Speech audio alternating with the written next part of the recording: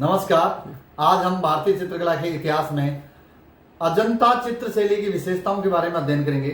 इससे पूर्व हमने अजंता चित्र शैली के बारे में अध्ययन किया था। अजंता की खोज 1819 में हुई। इसका निर्माण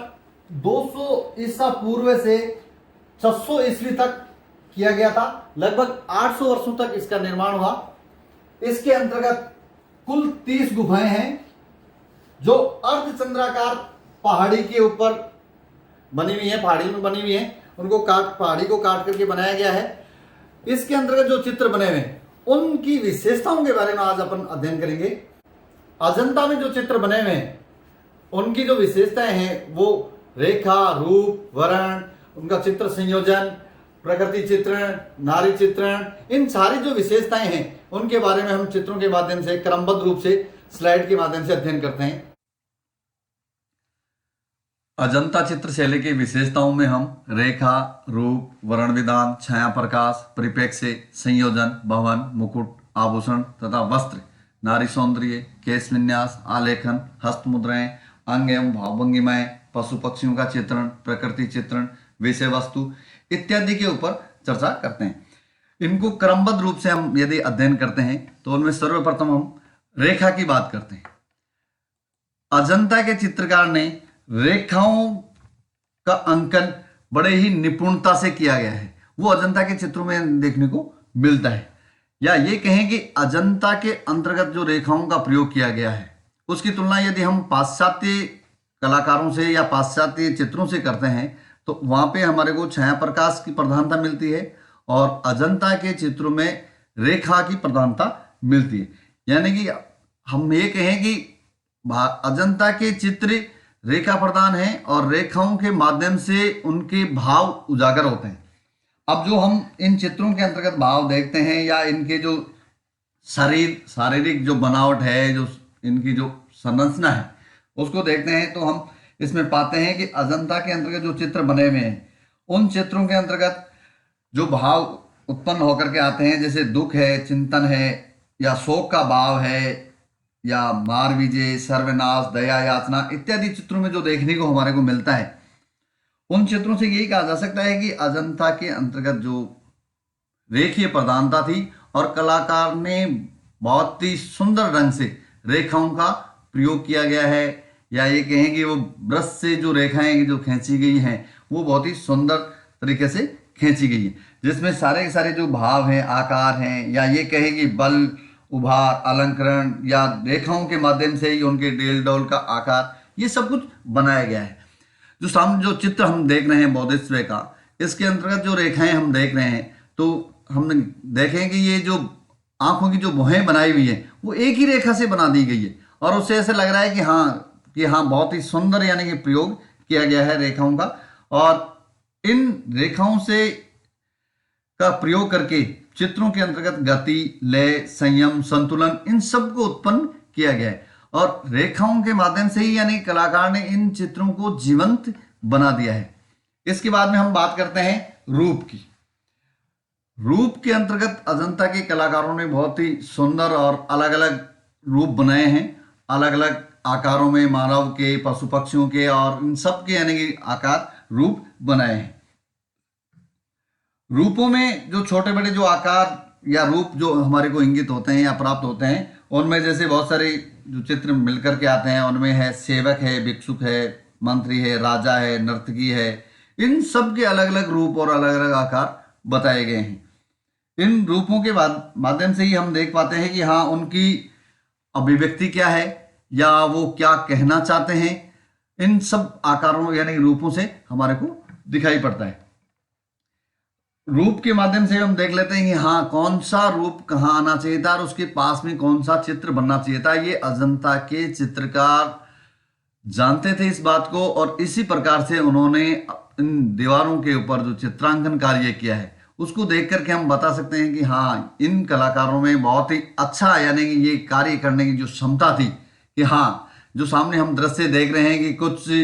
महिलाओं के दृश्य ऊपर की ओर देख रही हैं, कुछ उसके सामने की ओर देख रही हैं और ये जो आकार जो अलग अलग बन करके जो उभर करके आए हैं या जिनको हम आकारों को देख पा रहे हैं उनसे देख करके लगता है कि हाँ अलग अलग रूपों का अजंता के चित्रकार ने चित्रांकन कार्य किया है।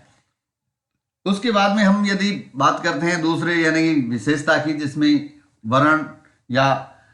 वर्ण विधान की बात करते हैं।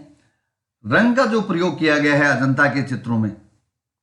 रंगों का यानी प्राकृतिक रंगों का प्रयोग किया गया है, स्थानीय रंगों का प्रयोग किया गया है। जो हम रंग चित्रों में देख पा रहे हैं उन चित्रों में रंग है हरा बाटा, लाजवर्द, हिरमिज, काला, सफेद या सिंदूरी रंग, पीला, इन रंगों का प्रयोग मुख्यतः किया गया है। लाजवर्द जो रंग है जिसको हम प्रखर नीला भी कहते हैं, ये ईरान से मंगाया जाता था और बाकी जो रंग हैं वो स्थानीय तैयार किए जाते थे। जैसे काला रंग है दीप शिखा से तैयार किया जाता था, जला करके तैयार करते थे। और अजंता के जो चित्रों में जो रंग भरा गया है, बहुत ही सुंदर तरीके से दिखने वाले जो चित्र बनाए हुए हैं, उन चित्रों में जो रंग है, उस रंग बनाने की जो विधियां हैं जो प्राचीन ग्रंथों में भी हमारे को मिलती हैं, उनके माध्यम से भी यहाँ पे यानी रंगों का प्रयोग इन चित्रों के अंतर्गत किया गया है। और इन चित्रों में जो रंग हम देख रहे हैं, बहुत ही स्वाभाविक और सरल सपाट जो रंग हमारे को देखने को मिलता है। चित्रों में जो छाया प्रकाश की हम बात करते हैं, छाया प्रकाश चित्र में दिखाने के लिए यानी उसको त्रिआयामी आकार में दिखाने के लिए छाया प्रकाश का प्रयोग किया जाता है। अजंता के चित्रों में विशेषतः वैसे मुख्यतः छाया प्रकाश का ज्यादातर प्रयोग नहीं किया गया है, परंतु कहीं कहीं जो प्रयोग हमारे को मिलता है उसमें थोड़ा सा काला रंग मिला करके उस रंग में यानी कि छाया दिखाने की कोशिश की गई है अजंता के कलाकारों के द्वारा। जो हम चित्र देख रहे हैं उसमें रंग बिल्कुल सपाट सही सीधा सीधा यानी भरा गया है और उसमें छाया प्रकाश का प्रयोग कम ही किया गया है। छाया प्रकाश का विशेषतः जो ध्यान रखा गया है उसमें कलाकार को उन्होंने थोड़ा सा ब्लैक रंग या काला रंग मिला करके ही बनाने की कोशिश की है। अजंता के चित्रों की जो विशेषताओं में प्रीफिक्स का बहुत ही ध्यान रखा गया है। इसके अंतर्गत जो चित्र बन करके आए हैं उनमें यह देखा गया है कि हाँ अजंता के कलाकार ने जो चित्र बनाए हैं उन चित्रों के अंतर्गत जो देखने को मिलते हैं हमारे को चित्र, उनमें ध्यान रखा गया है कि हाँ जो बड़ा आकार दिखाना चाहिए था उसको बड़ा दिखाया गया है, जिसको छोटा दिखाना चाहिए था उसको छोटा दिखाया गया है, और जो आकार सामने दिखाना चाहिए था उसको सामने यानी फ्रंट की ओर दिखाया गया है। इन चित्रों में जो प्रीफिक्स का जो ध्यान रखा गया है उसमें जैसे यथार्थता जो उत्पन्न होकर के आती है, जैसे भगवान बौद्धिस्व या बुद्ध को यानी कि रूप में जो चित्रांकन कार्य किया गया है उसमें बुद्ध के आकार में जिसको भी बताया गया है, जैसे हंस जातक है या भगवान बौद्धिस्व का जो चित्र है उसमें उनका आकार बड़ा बताया गया है, यानी कि थोड़ा सा आकार में जो सामने यानी फ्रंट केंद्रीयता का ध्यान रख करके उसको बताया गया है। इन चित्रों में जैसे हम देख पा रहे हैं तो बहुत ही अच्छे और सुंदर और यथार्थता के यानी दिखाई देते हैं। इसमें रेखाओं का घुमाव है और है रूप की स्थापना है, ये सारी चीजें हमारे को इन अजंता के चित्रों में यानी देखने को मिलती है। बहुत ही सुंदर तरीके से इनको देख पा रहे हैं और इसमें प्रीफिक्स का जो ध्यान रखा गया है वो बहुत ही सरलतम तरीके से रखा गया है। चित्रकार ने चित्र बनाते समय ये देखा है कि हाँ ये चित्र देखें तो देखने वाला ये कहे कि हाँ नहीं बहुत ही अच्छा और सुंदर चित्र बनाया, प्रीफिक्स का ध्यान रखा गया। इसके बाद में जो चित्र हम देख पा रहे हैं उनमें यानी कि बिल्कुल केंद्रीयता का और इनका भी ध्यान रखा गया है। इसके बाद में हम बात करते हैं अजंता के चित्रों में संयोजन की। संयोजन से तात्पर्य कि एक कंपोज करके यानी कि उसको पूर्ण चित्र बनाने की कोशिश की। अजंता के कलाकारों ने यानी कि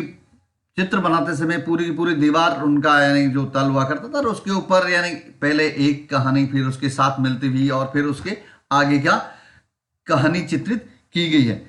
संयोजन का ध्यान बहुत ही यानी सुंदर तरीके से अजंता के कलाकारों ने रखा है। चित्र के अंतर्गत केंद्रीयता का भी ध्यान रखा गया है और अंतराल का और ये आकारों का भी ध्यान रखा गया है कि हाँ कौन सा चित्र कहाँ बनना चाहिए था, इसके बाद में कौन सा चित्र आएगा, इन सबको यानी कि देख करके बनाने की कोशिश की गई है। चित्र में जो संयोजन का जो उल्लेख है यानी कि बिल्कुल सारी चीजों को यानी समाहित करके और केंद्रीयता की ओर ले जा करके, जैसे हम ये देखते हैं कि चित्र को क्रमबद्ध या चरणबद्ध तरीके से हम देखने की कोशिश करते हैं। ये जो हम चित्र में देख पा रहे हैं वो अच्छे कंपोजिशन के यानी कि उदाहरण हमारे को अजंता के चित्रों के अंतर्गत मिलता है। इन चित्रों को देख करके हम कह सकते हैं कि हाँ, बहुत ही अच्छा संयोजन का प्रयोग यहाँ पे किया गया है इन अजंता के चित्रों के अंतर्गत। कलाकार ने यानी कि बहुत ही सुंदर संयोजन यानी इन कलाकारों ने बनाने की कोशिश की है। अजंता के चित्रों के अंतर्गत भवनों का विशेष यानी कि ध्यान रखा गया है। और यहाँ पर जो चित्र बने हुए हैं, जो वास्तुकला का जो अपने को नायाब जो नमूना जो मिलता है अजंता के चित्रों में, वो सातवाहन, सोंग, वाकाटक या गुप्तकालीन जो भवन निर्माण कला है उसका काफी प्रयोग किया गया है। इसके अंतर्गत जो संस्कृति उस समय की जो थी वो इन भवनों के अंतर्गत हमारे को मिलती है। यहाँ पे चैत्य और विहार दो प्रकार की जो गुफाएं बनी हुई हैं, उनमें जो खंबे बने हुए हैं या जो वेथियाएं बने हुए हैं, या ये कहें कि जो गुफा जो अंदर से जो बनी हुई है उसमें उस समय की यानी तात्कालीन भवन निर्माण कला यानी कि यहाँ पे दिखाई पड़ती है। ये भवन बहुत ही सुंदर यानी कि दिखाई दे रहे हैं कि कौन सा पिल्लर कहाँ रखना चाहिए था, किस पिल्लर के ऊपर कौन सी आकार यानी मूर्ति बनानी यानी चित्र या मूर्ति बनानी चाहिए थी, वो सारी सब चीज़ों का ध्यान रख करके यहाँ पे ये बनाए हुए हैं। ये बहुत ही यानी कि ये कहें कि मनमोहक से यानी भवन दिखाई पड़ रहे हैं कि हाँ, ये भवन किस प्रकार से अपन बारीक बारीक जो नक्काशी जो यहाँ पे देख पा रहे हैं इन भवनों के ऊपर, ये अजंता पेंटिंग्स में ही देखने को मिलती है। और उस समय के कलाकारों ने बहुत ही सुंदर ढंग से इनको यानी कि 800 वर्षों तक यानी लगातार यहाँ काम करके उन्होंने इनको बनाया। इसके साथ में आता है दूसरी जो विशेषता है वो नारी सौंदर्य। वैसे तो जो नारी सौंदर्य की जिसकी हम बात करते हैं, अजंता में नारी चित्रण बहुत ही उच्च कोटि का किया गया है। यहाँ पे जो नारी का जो चित्रण किया गया है उसके अंतर्गत नारी को प्रेयसी, रानी, परिचारिका, नर्तकी, माता, अप्सरा, बालिका अनेक विविध आकारों में यानी कि चित्रित किया गया है। चित्रकार ने इनके अंग प्रत्यंग को इस प्रकार से यानी चित्रित किया है कि वहां पे कहीं पे भी ऐसा नहीं लगता है कि ये किस प्रकार की पेंटिंग बनाई हुई है, या ये कहें कि जैसे आप नग्न, या ये कहें कि वस्त्र ज्यादातर नहीं पहने हुए हैं और वहां पे इन आकृतियों के अंतर्गत फिर भी वो ऐसे नहीं लगती कि हाँ ये क्या पेंटिंगें बनाई हुई है, फिर भी यानी कि एक प्रकार से यानी कि गौरवपूर्ण तरीके से यानी कि लगती हैं और बहुत ही सुंदर आकार इनके दिखाई देते हैं। इन आकारों के अंतर्गत उनके जो भाव हैं वो दिखाई देते हैं। जैसे मारविजय का जो चित्र है जिसमें हम देखते हैं तो उसमें ऐसा लगता है कि हाँ वो दासी है, उसके पैरों में पड़ी हुई है और देख रही है कि हाँ मेरे को क्षमा याचना चाहिए, या ये कहें कि किस प्रकार के जो भाव हैं वो उसमें दिखाई देते हैं। उसमें उस चित्र में ऐसा नहीं लगता है कि हाँ इसने वस्त्र पहने हुए हैं नहीं पहने हुए हैं, फिर भी वहां पे जो चित्र बन करके जो चित्रकार ने बनाए हैं उनमें बहुत ही अच्छी विशेषता यानी कि उसके नेत्र किस प्रकार के बने हुए हैं, शरीर की सुडोलता कैसी है, ये सारी विशेषताएं हैं वो उसके अंकन में यानी चित्रकार ने अपने बहुत ही सुंदर ढंग से बनाने की इनको कोशिश की गई है। नारी सौंदर्य बहुत ही उच्च कोटि का यानी कि इसके अंतर्गत चित्रांकन में प्रयोग लिया गया है अजंता के अंतर्गत। इसके बाद में जो नेक्स्ट जो विशेषता जिसकी हम बात करते हैं केश विन्यास। केश विन्यास के अंतर्गत अजंता के कलाकारों ने बहुत ही सुंदर ढंग से यानी कि इन महिलाओं के जो केस हैं उनकी यानी कि अलग अलग प्रकार के या अलग अलग डिजाइन्स में जो केसों का जो यानी कि बनाने का जो तरीका है वो इन चित्रों के अंतर्गत देखने को मिलता है। अजंता के अंतर्गत ही ये सारी चीजें हमारे को देखने को मिलती हैं कि हाँ किस प्रकार से जो घुंघराले केस हैं या खुले हुए केस हैं या बंधे हुए जो केस हैं या किस डिजाइन में जो यानी बंधे हुए हैं केस, वो सारे के सारे चित्र यहाँ पे हमारे को इन चित्रों के माध्यम से देखने को मिलते हैं। इन चित्रों के अंतर्गत जो केस विन्यास हमारे को मिलते हैं उसमें जैसे लटकते हुए घुंघराले बाल हैं, माथे पर लटकते हुए बाल हैं या जूड़ा जो बंधा हुआ है वो है, और ये जैसे गुथे हुए बाल हैं या खुले हुए जो केस हैं वो दिखाई देते हैं। पर इसके साथ ही जैसे राक्षसों के जो बाल हैं वो जैसे यानी कि धूल में यानी कि या क्रूर अवस्था या वो दिखाए गए हैं। भाई हाँ, राक्षस किस प्रकार के यानी कि बाल रखता है, उनको उस प्रकार से यानी कि चित्रकार ने बहुत ही सुंदर ढंग से बनाने की कोशिश हुई। यानी ये कहें कि जैसे दासी के जो बाल हैं वो या रानी के जो बाल हैं वो किस प्रकार से यानी कि बिल्कुल सजे संवरे हुए से बनाए हुए हैं, जूड़ा बनाया हुआ है, और परंतु यदि राक्षस के जो बाल हैं वो धूल में भरे हुए इस प्रकार के बनाए हुए हैं। अजंता के चित्रों की विशेषताओं में आलेखन आलेखन की खान यदि अजंता को हम कहें तो उसमें कोई अतिशयोक्ति नहीं होगी। अजंता की गुफाओं को यानी कि कलाकार ने सुसज्जित बनाने के लिए जो खाली या रिक्त स्थान जो रहे हैं, तो वहां पे जो गुफाओं के अंतर्गत मुख्य द्वार है, छत है, खंभे हैं, इनके ऊपर जो ये देखा कि इस पेंटिंग के बाद में या इस चित्र या इस मूर्ति के बाद में हमारे को क्या बनाना चाहिए, तो कलाकार ने वहां पे आलेखन का प्रयोग किया है। इन आलेखनों से यानी कि जो चित्र जो दिखाई देते हैं हमारे, उसमें यानी कि जैसे वस्त्र है, मुकुट है, आभूषण है, वो आवश्यकता अनुसार वहां पे अलंकारिक यानी आलेखन बनाने की उसने कोशिश की है, और बहुत ही सुंदर यानी कि आलेखनों का यहाँ पे प्रयोग किया गया है जो हम अजंता के चित्रों में देखते हैं।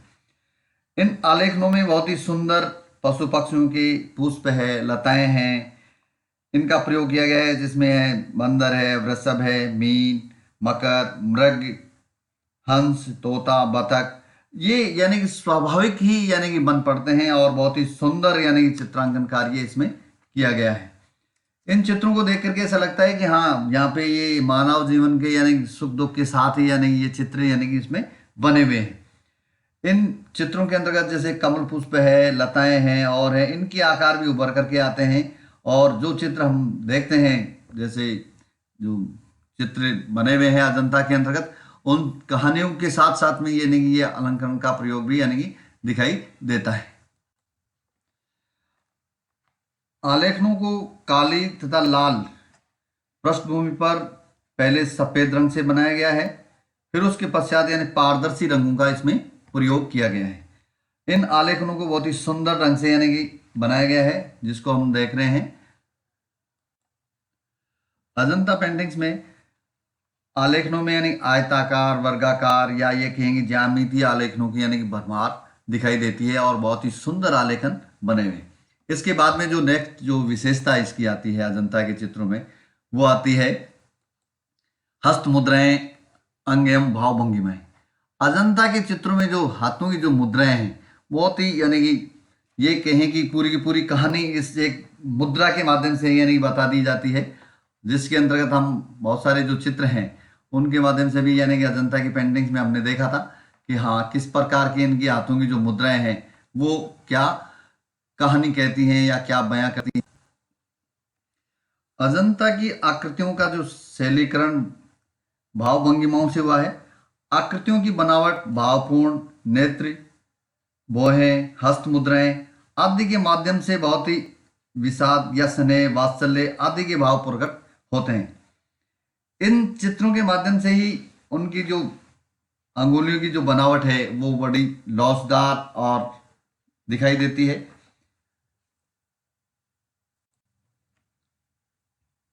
प्राय हाथों में कमल पुष्प, वस्त्र, चंवर, मोरछल, मधुपात्र, वाद्य यंत्र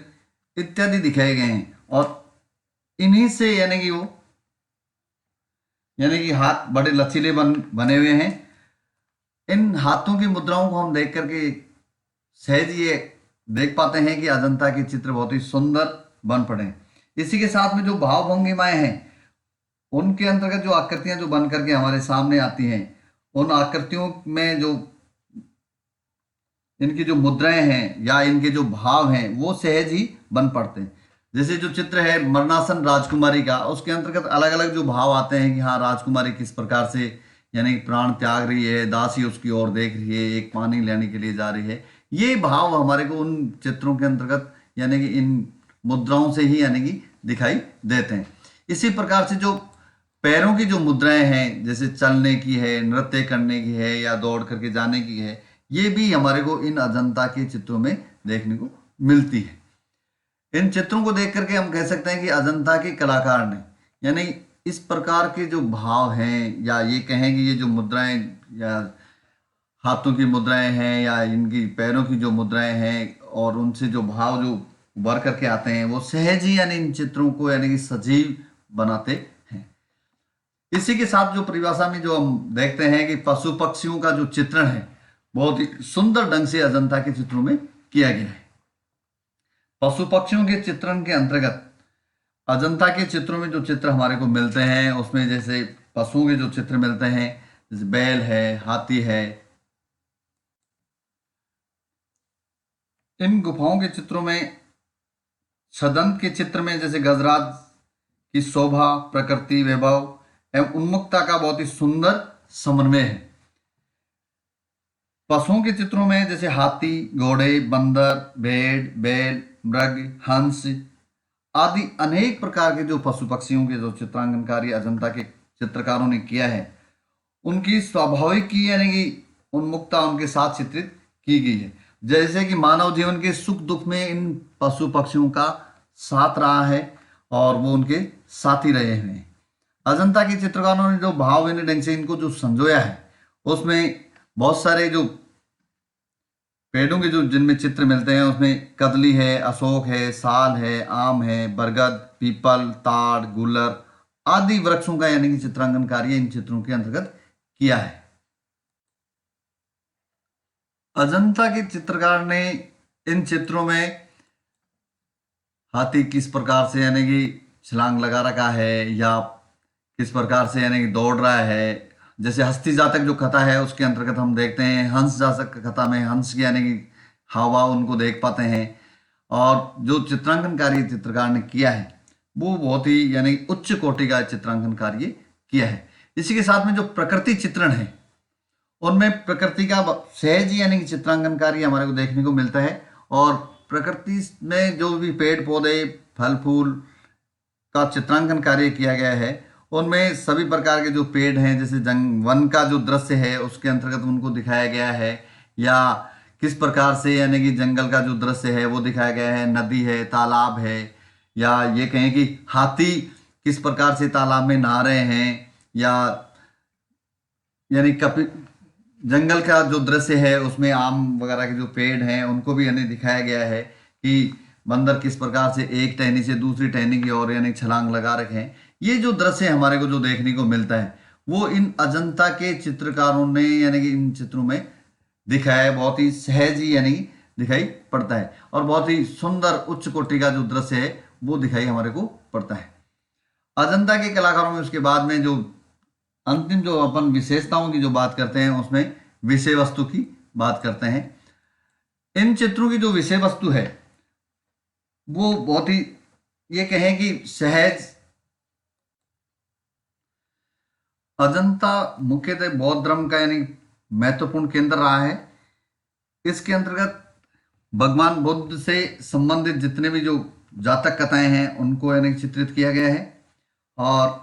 इसमें भगवान बुद्ध के यानी उपदेश हैं, महात्मा बुद्ध के जन्म जन्मांतर की जो कथाएं हैं उनके अलग अलग रूप यानी चित्रित किए गए हैं। इन चित्रों के साथ ही यानी कि यहाँ उस समय के तत्कालीन जो ये कहें कि राजनीतिक, सामाजिक, आर्थिक और पारिवारिक जो परिस्थितियां हैं उनकी जो विविध घटनाएं हैं उनको चित्रित किया गया है। जैसे हम चित्र में देख रहे हैं कि एक जुलूस का जो दृश्य है, इसके अंदर हाथी, घोड़े, पशु पक्षी इन सबको यानी कि चित्रित किया गया है, जिसमें यानी कि बौने, यक्ष, द्वारपाल, देवदूत या गणिकाएं, इन सब के यानी कि चित्र जो यानी कि बनाए गए हैं बहुत ही सुंदर देखने को मिलते हैं। अजंता के चित्रों में जैसे झूला झूलती हुई राजकुमारी, मरणासन राजकुमारी, नृत्य करती हुई बालाएं और संसारिक यानी कि जीवन के यानी कि बहुत ही जो चित्र बने हुए हैं वो अलग अलग आकार के, अलग अलग प्रकार के, अलग अलग उनका श्रृंगार है, जनजीवन है, उनसे संबंधित जो विषय वस्तु है वो इनकी अजंता के चित्रकारों ने बहुत ही सुंदर ढंग से अजंता की दीवारों के ऊपर जो चित्रांकन कार्य किया है बहुत ही उच्च कोटि का और श्रेष्ठ कार्य किया है, जो हम उनके जो चित्र बने हुए हैं उन चित्रों में देख पा रहे हैं। इन चित्रों को देख करके ये कहा जा सकता है कि अजंता के चित्रकारों ने 800 वर्षों तक जो चित्रांकन कार्य किया, बहुत ही सुंदर और उच्च कोटि का यानी कि चित्रांकन कार्य किया, जो हम इन विशेषताओं के माध्यम से देख पा रहे हैं। और ये अजंता की जो चित्र शैली है आज भी यानी कि विश्व में अपने यानी कि छाप छोड़ती है। और ये बताते हैं कि उस समय यानी ईसा से यानी कि 200 वर्ष पूर्व से लेकर के 600 ईस्वी तक लगातार जो चित्रांकन कार्य अजंता के अंतर्गत हुआ, वो उस समय के तत्कालीन जो राजा थे उनकी दान दक्षिणा से या उनके टैक्स वगैरह से या उनकी यानी कि इस धर्म में आस्था हो, उसके माध्यम से इन अनवरत रूप से वहां पे जो कार्य करवाया, बहुत ही सराहनीय और श्रेष्ठ और उच्च कोटि का जो कार्य करवाया है। बहुत ही सुंदर ढंग से ये जो चित्रकारों ने चित्र बनाए हैं, इन जो अजंता के चित्रों में हम देखते हैं। धन्यवाद।